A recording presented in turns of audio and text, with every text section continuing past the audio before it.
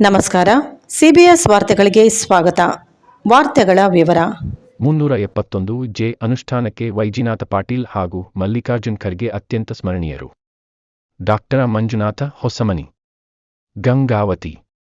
ಭಾರತದ ಸ್ವಾತಂತ್ರ್ಯಕ್ಕಿಂತ ಪೂರ್ವದಲ್ಲಿ ನಿಜಾಮರ ಆಳ್ವಿಕೆಗೆ ಒಳಪಟ್ಟ ಹೈದರಾಬಾದ್, ಕರ್ನಾಟಕ ಪ್ರಾಂತಗಳು ನಿಜಾಮರು ಸುಖದ ಸಂಪತ್ತಿಗೆ ಹೊಂದಿದ್ದರೆ ಈ ಭಾಗದ ಜನರು ಶಿಕ್ಷಣ, ಉದ್ಯೋಗ ಇವುಗಳಿಂದ ವಂಚಿತರಾಗಿ ಅಜ್ಞಾನ, ಅಂಧಕಾರ, ಮೂಢನಂಬಿಕೆಗಳಿಂದ ತತ್ತರಿಸಿದ್ದು ಹಿಂದುಳಿದ ಪ್ರದೇಶವಾಗಿ ಗುರುತಿಸಿಕೊಂಡಿವೆ. ಸ್ವಾತಂತ್ರ್ಯದ ಬಳಿಕ ಬಹು ವರ್ಷಗಳ ಬೇಡಿಕೆ ಈ ಪ್ರಾಂತಗಳ ಸರ್ವತೋಮುಖ ಅಭಿವೃದ್ಧಿಗಾಗಿ 371 ಜೆ ಅನುಷ್ಠಾನಗೊಳಿಸುವಂತೆ ಧ್ವನಿ ಎತ್ತಿದ ವೈಜಿನಾಥ ಪಾಟೀಲ್ ಹಾಗೂ ಮಲ್ಲಿಕಾರ್ಜುನ್ ಖರ್ಗೆ ಅವರು ಅತ್ಯಂತ ಸ್ಮರಣೀಯರಾಗಿದ್ದಾರೆ ಎಂದು ಸಹಾಯಕ ಪ್ರಾಧ್ಯಾಪಕ ಡಾಕ್ಟರ್ ಮಂಜುನಾಥ್ ಹೊಸಮನಿ ಹೇಳಿದರು.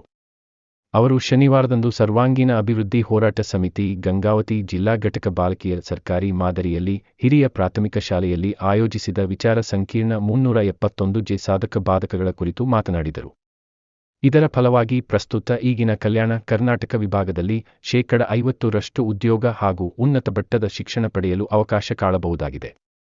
ಇನ್ನು 30,000 ಹುದ್ದೆಗಳು ಈ ಪ್ರಾಂತಕ್ಕೆ ಅವಶ್ಯಕತೆ ಇದ್ದು, ಈ ಭಾಗದ ಚುನಾಯಿತ ಪ್ರತಿನಿಧಿಗಳು ಸರ್ಕಾರದ ಮೇಲೆ ಒತ್ತಡ ಹಾಕುವುದರ ಮೂಲಕ ಸಾಮಾಜಿಕ ನ್ಯಾಯ ಕಲ್ಪಿಸಲು ಮುಂದಾಗಬೇಕಿದೆ ಎಂದು ಸಮಗ್ರ ಮಾಹಿತಿ ನೀಡಿದರು. ದಂತ ವೈದ್ಯ ಪಾಟೀಲ್ ಆರೋಗ್ಯ ಮತ್ತು ಪರಿಸರಕ್ಕೆ ಕುರಿತು ಮಾತನಾಡಿ, ರಾಜ್ಯದ ನಿಸರ್ಗದ ಸಂಪತ್ತು ಯಾರ ಅಂಜಿಕೆ ಭಯ ಇಲ್ಲದೆ ಲೂಟಿಯಾಗುತ್ತಿದೆ. ಇದರಿಂದ ಗುಡ್ಡ ಬೆಟ್ಟ ಕಾಡು ಅವಸಾನ ಆಗುವುದರ ಜೊತೆಗೆ ಪರಿಸರದ ಮೇಲೆ ದುಷ್ಟ ಪರಿಣಾಮ ಉಂಟಾಗುತ್ತಿದೆ. ಸಕಲ ಜೀವರಾಶಿಗಳ ಅಳಿವು ಮತ್ತು ಉಳಿವು ಪರಿಸರದ ಮೇಲೆ ಅವಲಂಬಿತವಾಗಿದೆ ಎಂಬುದನ್ನು ಪ್ರತಿಯೊಬ್ಬರೂ ಅರಿತುಕೊಳ್ಳಬೇಕೆಂದು ತಿಳಿಸಿದರು. ಪ್ಲಾಸ್ಟಿಕ್ ಮುಕ್ತ ಭಾರತ ಅಡಿಯಲ್ಲಿ ಮಾಜಿ ಸಂಸದ ಹೆಚ್.ಜಿ. ರಾಮಲು ರವರ ಸಹಕಾರದಿಂದ 26,000 ವೆಚ್ಚದ ಕೈಚೀಲಗಳನ್ನು ಲೋಕಾರ್ಪಣೆಗೊಳಿಸಲಾಯಿತು. ವಾಕಿಂಗ್ ಸ್ಪರ್ಧೆ ವಿಜೇತರಿಗೆ ಬಹುಮಾನ ನೀಡಿ ಗೌರವಿಸಲಾಯಿತು. ಅಧ್ಯಕ್ಷ ಬಸವರಾಜ ಮ್ಯಾಗಳಮನಿ ಪ್ರಾಸ್ತಾವಿಕವಾಗಿ ಮಾತನಾಡಿದರು. ಸಮಾರಂಭವನ್ನು ನಗರಸಭಾ ಸದಸ್ಯ ನವೀನ್ ಮಾಲಿ ಪಾಟೀಲ್ ಹಾಗೂ ವೇದಿಕೆಯಲ್ಲಿರುವ ಗಣ್ಯರು ಉದ್ಘಾಟಿಸಿದರು.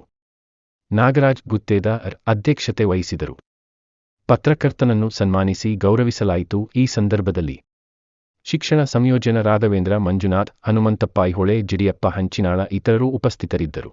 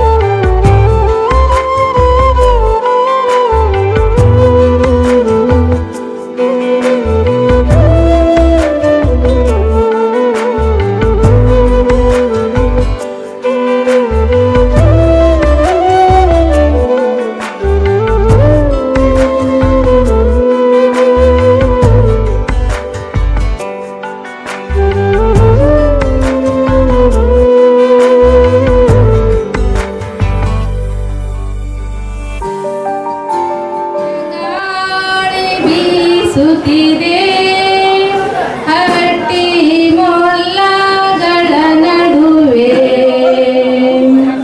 ಎಲ್ಲವೂ ದಾಟಿ ಎತ್ತರಕ್ಕೆ ಹಾರೋಣ ಬಾ ನನ್ನ ಸಂಗಾತಿಯೇ, ಓ ನನ್ನ ಸಂಗಾತಿಯೇ.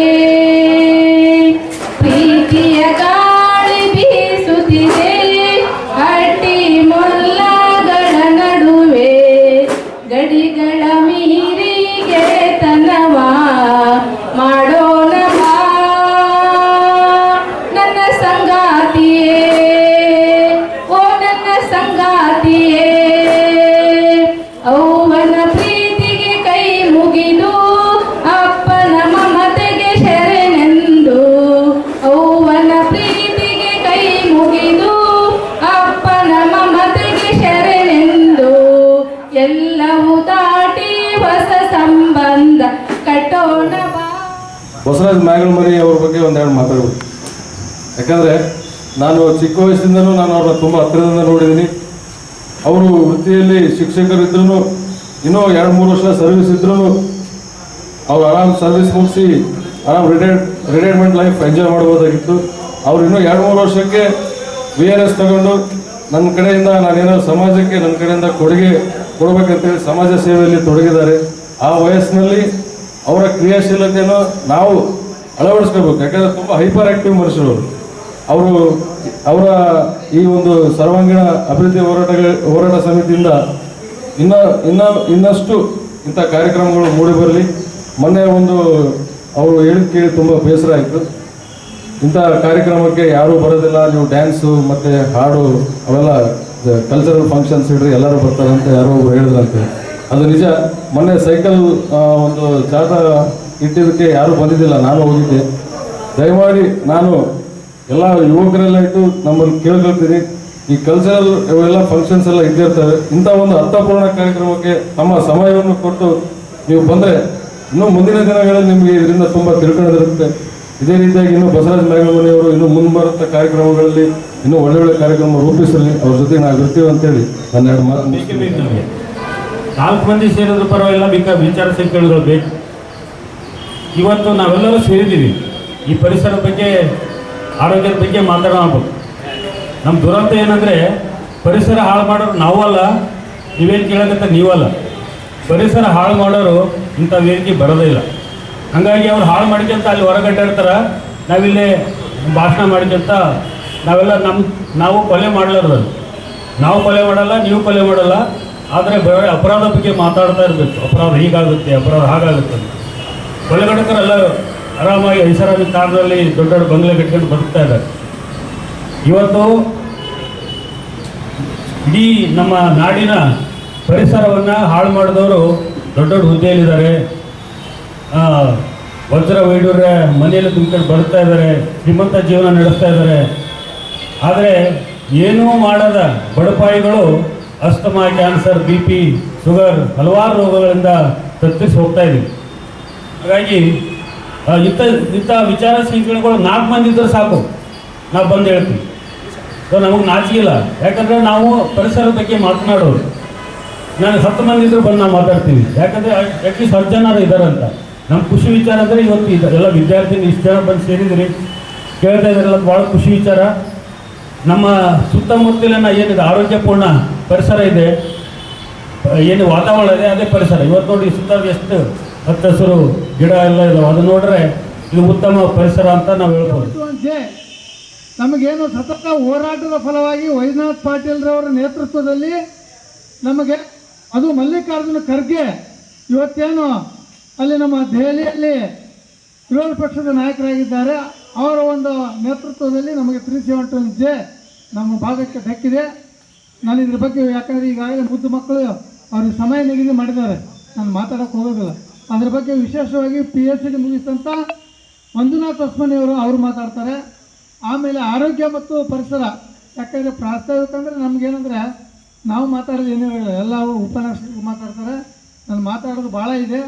ಆದರೆ ಏನಂದರೆ ತಾವುಗಳು ಭಾಳ ಸಹಕಾರವನ್ನು ಮಾಡಿದ್ದಾರೆ. ಏನು ನಮಗೆ ಈ ಕಾಡಿನಲ್ಲಿ ಇರ್ತಕ್ಕಂಥ ಪರಿಣಾಮಗಳಾಗಿರ್ಬೋದು, ರಾಜಶೇಖರ್ ಇಟ್ನಾಳು, ಅರಸಿನ ಕೇರಿಯವರು, ಹನುಮಂತವರು, ತಹಶೀಲ್ದಾರ್ ಅವರು, ಸಿದ್ಲಿಂಗಪ್ಪ ಅವರು ಅವರೆಲ್ಲ ಬೇರೆ ಕಡೆ ಹೋಗಿದ್ದಾರೆ. ಅವರೆಲ್ಲ ಅವ್ರು ಯಾಕಂದ್ರೆ ಪೊಲೀಸರು ಬಂದೋಬಸ್ತ್ ಇದೆ, ಪರಣ ಸಾಹೇಬ್ರು ಏನು ಕೊಪ್ಪದಲ್ಲಿ ಪರಿಸ್ಥಿತಿ ಅಂತೇಳಿ. ಹೀಗಾಗಿ ನಮ್ಮ ಪತ್ರಕರ್ತರ ಮಿತ್ರರಿಗೂ ಕೂಡ ನಾವು ಇವತ್ತು ಸನ್ಮಾನ ಹಾಕ್ಕೊಂಡಿದ್ವಿ. ಆದರೆ ವೀರಪ್ಪ ಕೃಷ್ಣ ಅಂತ ಹಿರಿಯರು ಇಂಥ ಒಂದು ಕೆಲಸ ಮಾಡಬೇಡ್ರಿ, ಇಲ್ಲಾಂದ್ರೆ ನಾವೇ ಎದ್ದು ಹೋಗ್ಬಿಡ್ತೀವಿ ಅಂತಂದರು. ಹೀಗಾಗಿ ಆದರೂ ನಾವು ಏನಂದ್ರೆ ಜೊತೆಗೆ ನಮ್ಮ ಉದ್ದೇಶ ಅಂದರೆ ವಾಕಿಂಗ್ ಸ್ಪರ್ಧೆ ಮಾಡಿದ್ವಿ ನಾವು. ಅದನ್ನೆಲ್ಲ ಪಾಂಪ್ಲೆಂಟ್ ಮಾಡಿ ಎಲ್ಲರಿಗೂ ಸುಮಾರು ಒಂದು 5,000 ಪಾಂಪ್ಲೆಂಟ್ ಮಾಡಿಸಿ ಹಂಚಿದ್ವಿ. ಅಲ್ಲಿ ಯಾರೂ ಭಾಗವಹಿಸಲಿಲ್ಲ. ನಮ್ಮ ದುರಂತ ವಾಕಿಂಗ್ ಸ್ಪರ್ಧೆಗೆ ಯಾರೂ ಬರಲಿಲ್ಲ. ಹೀಗಾಗಿ ಕೆಲವರು ಮಾತ್ರ ನನಗೆ ಹೆಸರು ಕೊಟ್ಟಿದ್ರು, ಅವ್ರನ್ನ ಕರೆಸಿವಿ ಇಲ್ಲಿ. ಯಾಕಂದರೆ ಅಲ್ಲಿ ಯಾವುದೋ ಈಗ ಅವ್ರ ಆಯ್ಕೆ ಅಂತ ಹೇಳ್ತಾರಲ್ಲ, ಅನ್ಕಾಂಟೆಸ್ಟ್ ಅಂತೇಳಿ, ಹಂಗೆ ಅವ್ರಿಗೆ ನಾವು ಗೌರವಿಸ್ತೀವಿ. ವಾಕಿಂಗ್ ಸ್ಪರ್ಧೆಯಲ್ಲಿ ಬಂದವ್ರಿಗೂ ನಾವು ಇವತ್ತು ಗೌರವಿಸ್ತೀವಿ. ಈ ವೇದಿಕೆಯ ಮೇಲೆ ತಾವೆಲ್ಲರೂ, ಯಾಕಂದರೆ ಭಾಳ ವಿಷಯ ಭಾಳ ಮುಖ್ಯ. ಉಳಿಸುತ್ತಿವೆ ಮಾನವನ ಜೀವನಕ್ಕೆ ಜೀವವನ್ನು ತರಕಲಿವೆ.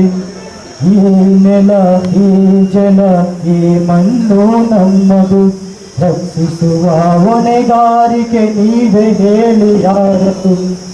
ನೆಲವಿಲ್ಲದೆ ಜಲವಿಲ್ಲ, ಜಲವಿಲ್ಲದೆ ಜೀವವಿಲ್ಲ, ಸಕಲ ಜೀವರಾಶಿಗಳಿಗೂ ನೆಲ ಜಲ ಬೇಕು. ವಿಶೇಷವಾಗಿ ವಿದ್ಯಾರ್ಥಿಗಳಿಗೆ, ಹಿರಿಯರಿಗೆ ಸಮಾಜಮುಖಿ ಕಾರ್ಯಕ್ರಮಗಳ ಜೊತೆಗೆ ಶೈಕ್ಷಣಿಕ ರಂಗದಲ್ಲಿ ಉನ್ನತಿಯನ್ನು ಸಾಧಿಸೋದಕ್ಕೆ ಏನು ಅಗತ್ಯ ಇದೆಯೋ ಅಂತಹ ಅರ್ಥಪೂರ್ಣ ಕಾರ್ಯಕ್ರಮವನ್ನು ಇವತ್ತ ಸರ್ವಾಂಗೀಣ ಹೋರಾಟ ಸಮಿತಿ, ಸರ್ವಾಂಗೀಣ ಅಭಿವೃದ್ಧಿ ಹೋರಾಟ ಸಮಿತಿ ಆಯೋಜನೆ ಮಾಡಿದೆ. ಹಾಗಾಗಿ ಭಾಳ ವಿಶೇಷವಾಗಿ ಮಾನ್ಯ ಬಸವರಾಜ ನಾಗಲಮನಿಯವರಿಗೆ, ಸಹೋದರ ಯಡಿಯೂರಪ್ಪನವರಿಗೆ ಮತ್ತು ಅವರೆಲ್ಲ ತಂಡಕ್ಕೆ ನಾನು ತುಂಬ ಹೃದಯದ ಧನ್ಯವಾದಗಳನ್ನು ಈ ವೇದಿಕೆ ಮುಖಾಂತರ ಅರ್ಪಿಸೋದಕ್ಕೆ ಇಷ್ಟಪಡ್ತೀನಿ. ಯಾಕಂದರೆ ನಮ್ಮ ಸಹೋದರ ಆಗಿರ್ತಕ್ಕಂಥ ವೀರಪ್ಪ ಕೃಷ್ಣ ಸರ್ ಆಗಲೇ ಹೇಳಿ, ಇಂತಹ ಕಾರ್ಯಕ್ರಮಗಳಿಗೆ ನಾವೆಲ್ಲ ಸಾಥ್ ಕೊಟ್ಟಾಗ ಮಾತ್ರ ಇನ್ನೂ 100 ಕಾರ್ಯಕ್ರಮಗಳಾಗೋದಕ್ಕೆ ಸಾಧ್ಯ. ಅದಕ್ಕಾಗಿ ವೇದಿಕೆ ಮುಖಾಂತರ ಒಂದು ಮನವಿಯನ್ನು ಈಗ ಈ ಆಯೋಜಕರಿಗೆ ನಾನು ಏನು ಮನವಿ ಮಾಡಿಕೊಳ್ತೇನೆ ಅಂದರೆ, ಭಾಳ ದೊಡ್ಡ ಸಂಖ್ಯೆಯ ಜನರನ್ನು ನೀವು ಅಪೇಕ್ಷೆ ಪಡೋ ಅವಶ್ಯಕತೆ ಇಲ್ಲ. ಭಾಳ ಚಿಕ್ಕದಾಗಿರ್ತಕ್ಕಂಥ, ಚೊಕ್ಕದಾಗಿರ್ತಕ್ಕಂಥ, ತೀರಾ ಅವಶ್ಯಕತೆ ಇರತಕ್ಕಂಥ ವಿದ್ಯಾರ್ಥಿಗಳು ಕಾರ್ಯಕ್ರಮದಲ್ಲಿದ್ದಾರೆ. ಮುಂದೆ ಇದರ ಕೊನೆಯ ಕಾರ್ಯಕ್ರಮ ಅಂತ ತಾವೇನೇ ಇರೋದಲ್ಲ, ಇಲ್ಲಿಂದ ಆರಂಭ ಆಗಲಿ, ಕಾರ್ಯಕ್ರಮಗಳಿಂದ ವಿಮುಖರಾಗಲಿ. ಭಾಳ ಫ್ರೂಟ್ಫುಲ್ಲಾಗಿ ಯಾರಿಗೆ ಅವಶ್ಯಕತೆ ಇರುತ್ತೆ ಅಂಥ ಮಕ್ಕಳನ್ನು ಸೇರಿಸಿ ಈ ಒಂದು ಕಾರ್ಯಕ್ರಮ ಹೇಗೆ ಮಾಡಿದರೆ ಇನ್ನೂ 100 ಕಾರ್ಯಕ್ರಮ ತಮ್ಮ ಸಂಘಟನೆಯಿಂದ ಆಗಲಿ ಅಂತ ಹೇಳ್ತಾ, ಮಹಾತ್ಮ ಗಾಂಧೀಜಿ 2 ವಿಷಯನ ಇಟ್ಕೊಂಡು, ಒಂದು ಪರಿಸರ, ಮತ್ತೊಂದು 371. ಎರಡರ ಬಗ್ಗೆ 2 ವಿಚಾರ ಅಷ್ಟೇ. ಮಹಾತ್ಮ ಗಾಂಧೀಜಿ ಒಂದು ಕಡೆ ಹೇಳ್ತಾರೆ, ಈ ಪ್ರಕೃತಿ ಮನುಷ್ಯನ ಎಲ್ಲ ಆಸೆಗಳನ್ನು ಪೂರೈಸುವಷ್ಟು ಶಕ್ತಿ ಪರಿಸರಕ್ಕಿದೆ, ಆದರೆ ಮನುಷ್ಯನ ದುರಾಸೆಯನ್ನು ಪೂರೈಸೋದಿಲ್ಲ. ಪರಿಸರ ಮನುಷ್ಯನ ಆಸೆಯನ್ನು ಪೂರೈಸಬಹುದೇ ಹೊರತು ಆತನ ದುರಾಶೆಯನ್ನಲ್ಲ. ಈ ನಾಡಿನ ಶ್ರೇಷ್ಠ ಕವಿ ಪೂರ್ಣಚಂದ್ರ ತೇಜಸ್ವಿ ಹೇಳ್ತಾರೆ, ಮರಗಳಿಲ್ಲದ, ಪ್ರಾಣಿಗಳಿಲ್ಲದ ಪರಿಸರ ಸ್ಮಶಾನಕ್ಕಿಂತ ಕಡೆ ಅಂತ. ಇವತ್ತು ನಾವು ಹೇಗೆ ಪರಿಸರವನ್ನು ಸ್ವೀಕಾರ ಮಾಡಿ ಹುಟ್ಟಿದಾಗ ಹಾಗೆ ಈ ಪರಿಸರವನ್ನು ಯಥಾವತ್ತಾಗಿ ಮುಂದಿನ ತಲೆಮಾರಿಗೆ ಹಸ್ತಾಂತರ ಮಾಡ್ತಕ್ಕಂಥ ಜವಾಬ್ದಾರಿ ಇವತ್ತು ನಮ್ಮ ಮೇಲಿದೆ. ಆ ಕೆಲಸವನ್ನು ನಾವೆಲ್ಲ ಮಾಡೋಣ ಅಂತ ಹೇಳ್ತಾ, ನನ್ನ ಸಹೋದರ ಮಂಜುನಾಥ್ ಕೂಡ ಸಾಕಷ್ಟು ವಿಚಾರಗಳನ್ನು 371 ಬಗ್ಗೆ ಇವತ್ತು ಒಂದು 371 ಆರ್ಟಿಕಲ್ ಬಂದಿದ್ದರಿಂದ ನಮ್ಮ ಭಾಗದ ಸಾಕಷ್ಟು ಜನ ವಿದ್ಯಾರ್ಥಿಗಳು ಅಧಿಕಾರಿಗಳಾಗಿ ಮುಂದುವರಿಯೋದಕ್ಕೆ ಸಾಧ್ಯ ಇತ್ತು. ಅವರೆಲ್ಲ ಅಧಿಕಾರಿಗಳಾಗೋದಕ್ಕೆ ಸಾಧ್ಯ. ಇಂತಹ ವಿಚಾರಗಳನ್ನು ಸಮಾಜಕ್ಕೆ ಮುಟ್ಟಿಸುವಂಥ ಕೆಲಸವನ್ನು ಇವತ್ತು ಸರ್ವಾಂಗೀಣ ಅಭಿವೃದ್ಧಿ ಹೋರಾಟ ಸಮಿತಿ ಮಾಡಿದೆ.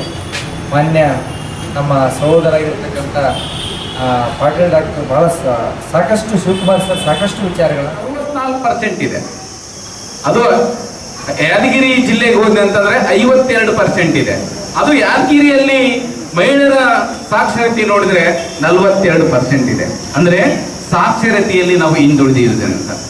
ಅದೇ ನಾವು ಆರೋಗ್ಯಕ್ಕೆ ಬಂದೆ ಅಂತಂದ್ರೆ ಅತಿ ಹೆಚ್ಚು ಅಪೌಷ್ಟಿಕ ಇರುವಂತ ಮಕ್ಕಳು ಮತ್ತು ಅತಿ ಹೆಚ್ಚು ಹೆರಿಗೆ ಸಂದರ್ಭದಲ್ಲಿ ಬಾಣಂತಿಯರು ಸಾಯುವಂಥದ್ದು ಎಲ್ಲಿ, ಮರಣ ಹೊಂದುವಂಥದ್ದು ಎಲ್ಲಿ ಅಂತಂದ್ರೆ ಹೈದರಾಬಾದ್ ಕರ್ನಾಟಕ ಪ್ರದೇಶ. ಈ ಹೈದರಾಬಾದ್ ಕರ್ನಾಟಕ ಪ್ರದೇಶ ಅಂತಂದ್ರೆ ಹಿಂದುಳಿದ ಅಣೆಪಟ್ಟೆಗಳನ್ನ ಕಟ್ಟಿರುವಂಥದ್ದು. ಇತ್ತೀಚೆಗೆ ರಿಸಲ್ಟ್ ಬಂದಿರೋದನ್ನ ನಾವು ನೋಡಿದೀವಿ. SLC ರಿಸಲ್ಟು, PUC ರಿಸಲ್ಟ್ ಅನ್ನ ನಾವು 1-2 ಮೇಲ್ ನೋಡಬೇಕಾಗಿಲ್ಲ. ನಮ್ಮ ಹೈದರಾಬಾದ್ ಕರ್ನಾಟಕದ ಕೆಳಗಡೆನೆ ಇರ್ತಾವ. ಆ ರೀತಿ ಆಗೋದಕ್ಕೆ ಏನು ಕಾರಣ ಅಂತಂದ್ರೆ ಇಲ್ಲಿರುವಂತ ಪರಿಸರ ಮತ್ತು ಮಾನವ ನಿರ್ಮಿತ ಪರಿಸರ ಅಂತ. ಅಂದ್ರೆ ಆಡಳಿತ ನಡೆಸುವಂತ ಜನಪ್ರತಿನಿಧಿಗಳು ಮತ್ತು ಈ ಹಿಂದೆ ಅರಸರು ಆಡಳಿತ ನಡೆಸಿದ್ದು ಕೂಡ ಜನರ ಅಭಿವೃದ್ಧಿಗೋಸ್ಕರ ಕೆಲಸ ಮಾಡಿಲ್ಲ ಅಂತೇಳಿ. ಹೈದರಾಬಾದ್ ನಿಜಾಮ ಸುಮಾರು ವರ್ಷಗಳು ಆಡಳಿತ ನಡೆಸ್ತಾನೆ. ಇಡೀ ಏಷ್ಯಾ ಖಂಡದಲ್ಲಿ ಅತ್ಯಂತ ಶ್ರೀಮಂತ ಅರಸ ಯಾರಂತಂದ್ರೆ ಹೈದರಾಬಾದ್ ನಿಜಾಮ.